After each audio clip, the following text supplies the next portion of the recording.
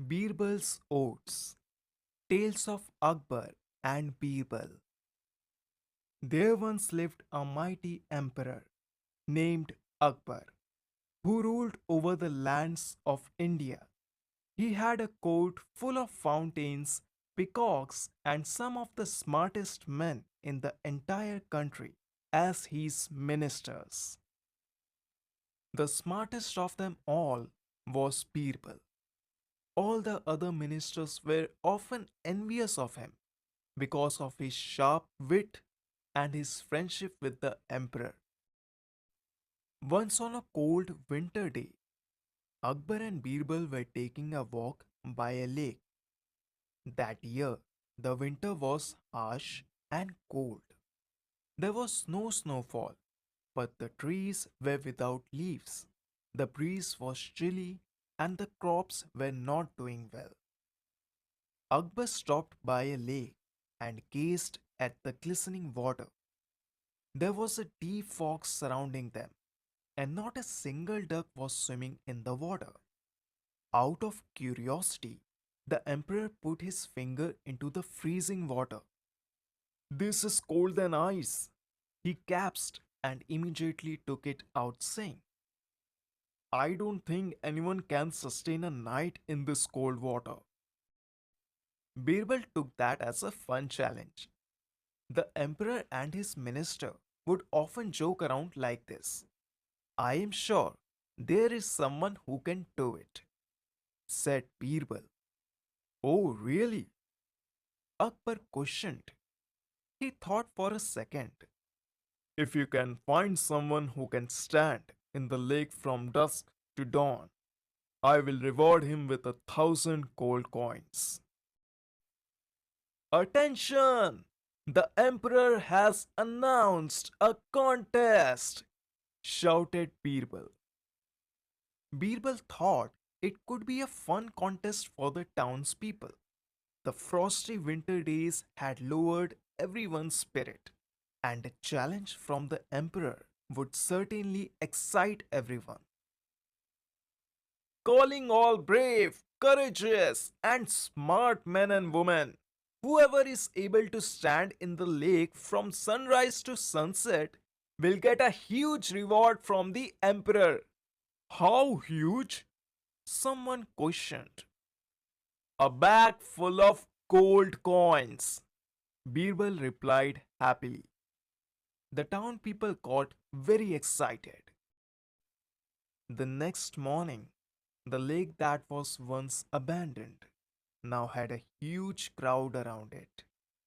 Despite the cold, many families had gathered to watch the contest.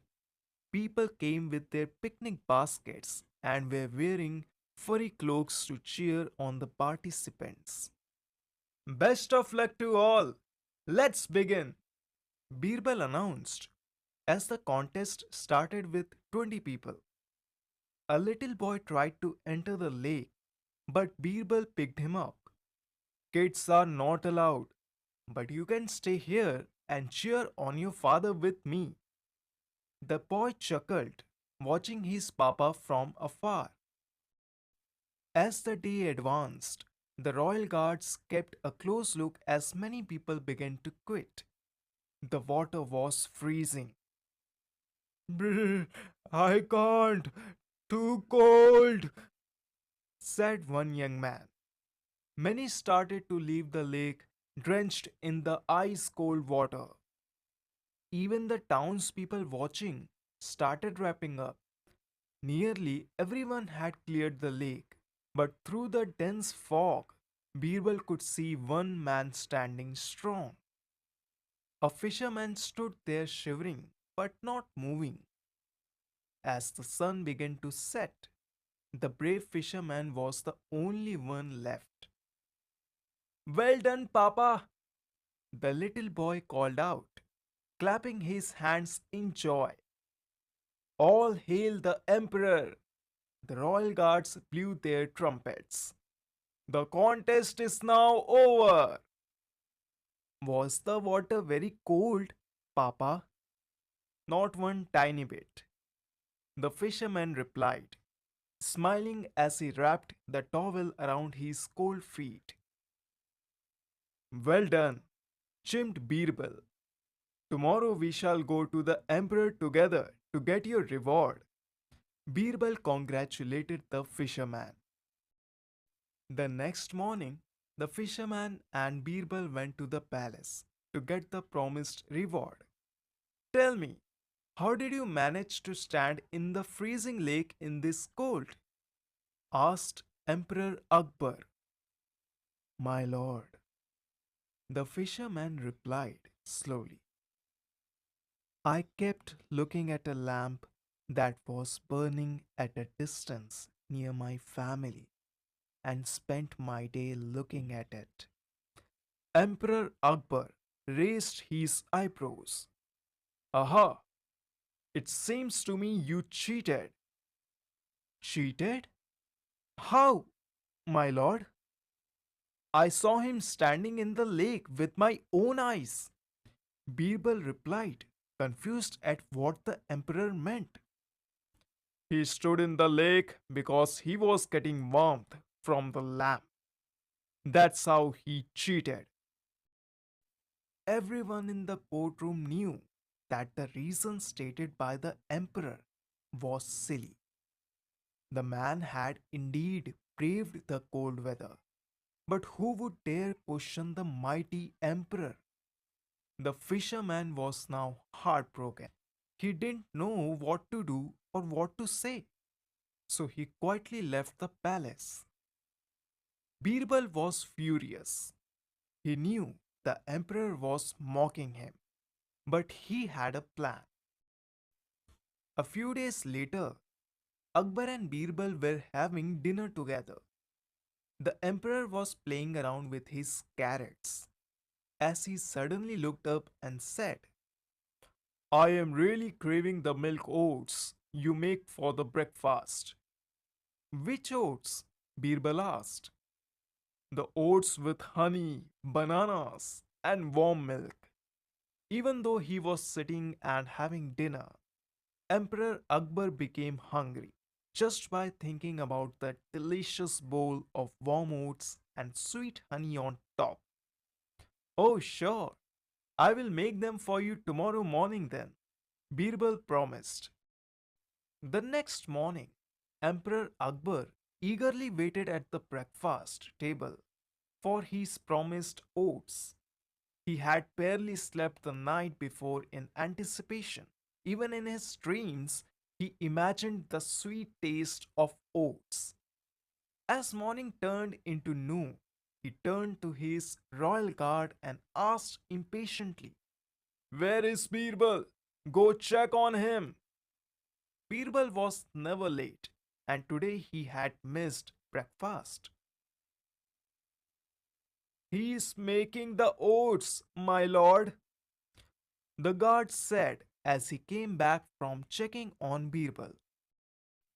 Emperor Akbar was annoyed, but he thought that at least Birbal was busy cooking.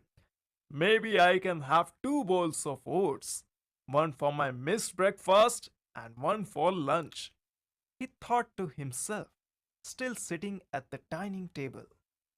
But then noon became evening, and his stomach growled from hunger. His face frowned with anger. He was so hungry and he was so angry.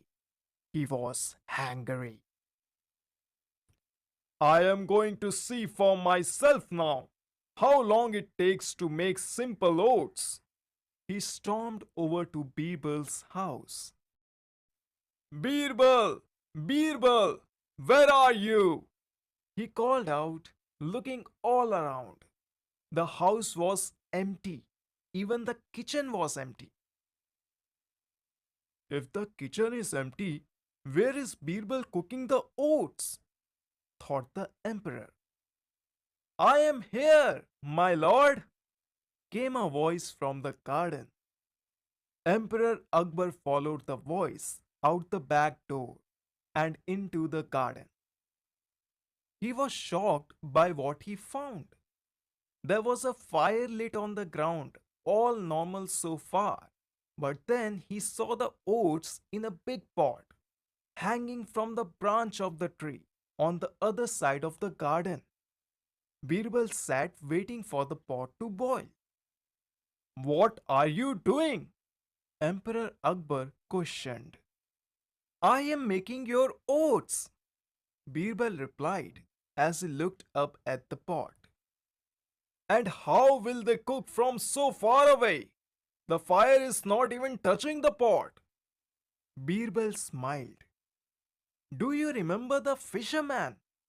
He got warm from the lamp that was about the same distance away.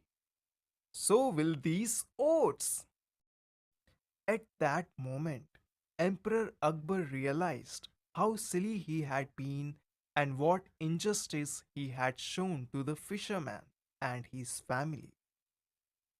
Akbar thanked Birbal for pointing that out so cleverly. You bring my oats down, and I will quickly go to see the fisherman, said the emperor. He patted Birbal's back and continued. After that, I want my dinner oats. He chuckled and rushed over to reward the fisherman was winning the contest. After that, Akbar and Birbal enjoyed their warm, delicious dinner oats together. Although this may have been the last time Akbar asked Birbal to cook for him.